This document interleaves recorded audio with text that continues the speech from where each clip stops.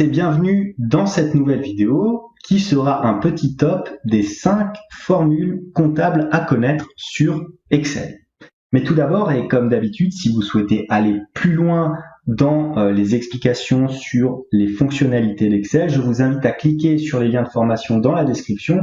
Et si vous ne souhaitez pas rater mes vidéos sur la comptabilité, la finance et l'utilisation des outils tels qu'Excel dans le monde de l'entreprise, n'hésitez pas à vous abonner à la chaîne. Voilà tout, place à la vidéo.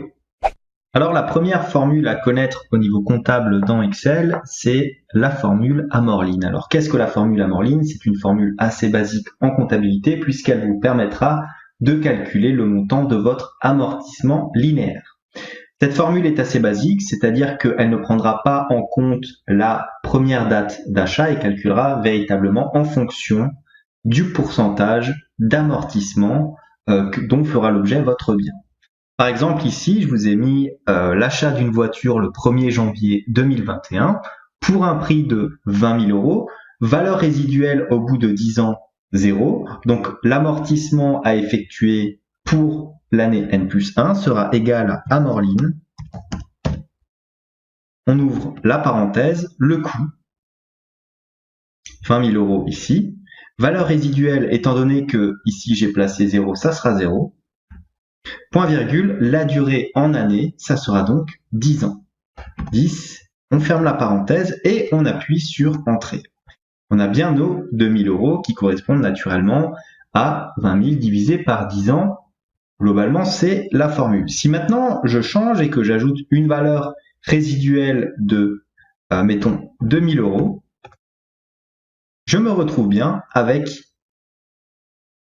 si je change ici, voilà, la valeur résiduelle avec un amortissement de 1800 €.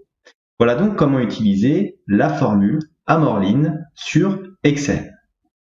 La deuxième formule à connaître sur Excel au niveau comptable est une formule relativement similaire à celle que nous avons pu voir tout à l'heure puisqu'il s'agit là encore de calculer l'amortissement linéaire d'un bien amortissable.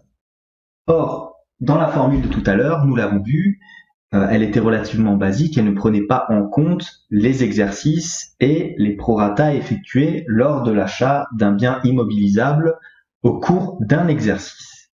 Pour cela, nous avons la formule Amorlink qui, elle, prend en compte le coût d'achat de votre bien amortissable, sa date d'achat, la première période, c'est-à-dire la date à laquelle votre période fiscale se termine, période fiscale qui correspond à la période fiscale durant laquelle vous avez acheté votre bien amortissable, son éventuelle valeur résiduelle, sa périodicité, le taux d'amortissement, comme ici dans l'exemple je vous ai placé 10 ans, ça sera un taux de 10%.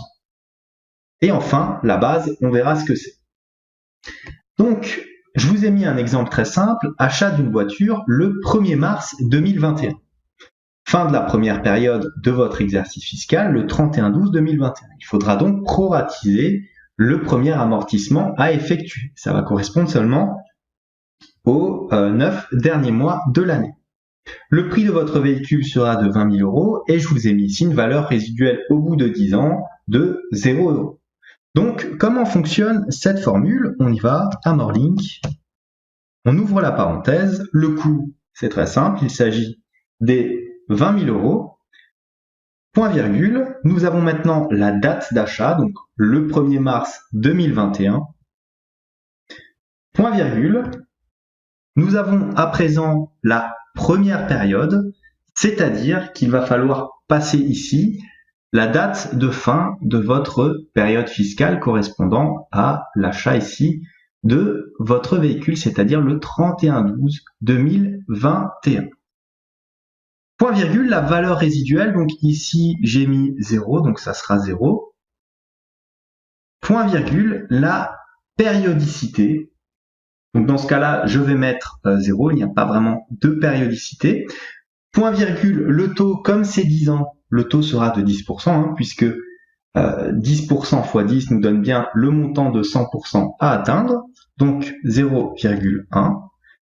Point virgule, nous avons maintenant les différentes bases possibles, comme vous pouvez le voir ici, pour calculer le prorata. Alors, soit vous utilisez la norme américaine, ce que je ne conseille pas forcément, soit vraiment les dates réelles, soit sur 360 jours, 365, ou au niveau Europe. Moi, je propose de calculer sur un réel à 365 jours. Bon, ça ne change pas énormément votre formule. Vous faites comme vous le souhaitez et selon vos propres standards. Vous fermez votre parenthèse et vous appuyez sur Entrée. Voilà donc la valeur amortissable de la première année. La troisième formule comptable à connaître sur Excel va être la formule qui concerne le calcul du taux effectif. Alors déjà, qu'est-ce que le taux effectif? Quand vous faites par exemple un emprunt bancaire, vous remarquerez que vous payez généralement tous les mois une mensualité pour rembourser votre prêt. Le taux auquel vous signez votre emprunt bancaire ne correspond pas forcément à un taux annuel. Il va correspondre au taux calculé par rapport au capital restant dû. D'ailleurs, si vous faites le calcul très simple par exemple, si vous faites un emprunt de 100 000 euros à un taux de 1%, que vous multipliez les 100 000 euros par 1%, vous n'obtenez pas le coût total de votre crédit. Pourquoi? Parce que le calcul n'est pas si simple. Il faut ramener le taux mensuel, par exemple, à un taux annuel. C'est ce que l'on appelle le taux effectif. Prenons par exemple ce que je vous ai mis ici dans cette page. Un individu fait un prêt à un taux d'intérêt de 10%. Le nombre de périodes est de 12. Mettons qu'il paye tous les mois un taux à 10%. Quel est le taux d'intérêt annuel de cette personne? Alors pour cela, pour calculer cela de manière plus intuitive, nous allons utiliser la fonction taux.effectif. Donc cette fonction est importante dans les entreprises de prêt et d'emprunt, notamment les banques. Il renvoie le taux d'intérêt annuel pour la composition non annuelle. Donc on y va, est égal à taux.effectif. On ouvre la parenthèse, le taux d'intérêt est de 10%, le nombre de périodes par an est lui de 12, puisqu'on est parti du principe qu'il y avait 12 remboursements par an. C'est mensuel. On appuie sur Entrée et on constate que le taux d'intérêt annuel est de 10,47%, alors que celui payé par mois est annoncé à 10%. Cela vous permet de voir combien vous allez payer réellement. Ça se rapproche, disons schématiquement, au célèbre TAEG que vous avez à chaque fois dans les différentes offres de crédit que la banque peut vous fournir ou certains organismes de prêt à la consommation peuvent vous fournir. C'est extrêmement utile pour voir ce que vous allez payer réellement. La quatrième fonction comptable et financière à connaître sur Excel va être la fonction INT-PER qui va correspondre au calcul des intérêts à payer.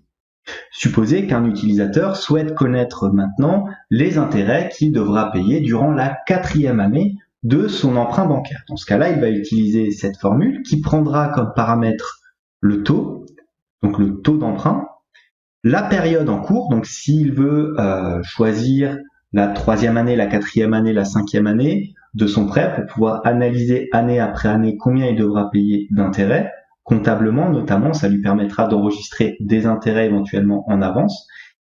Le nombre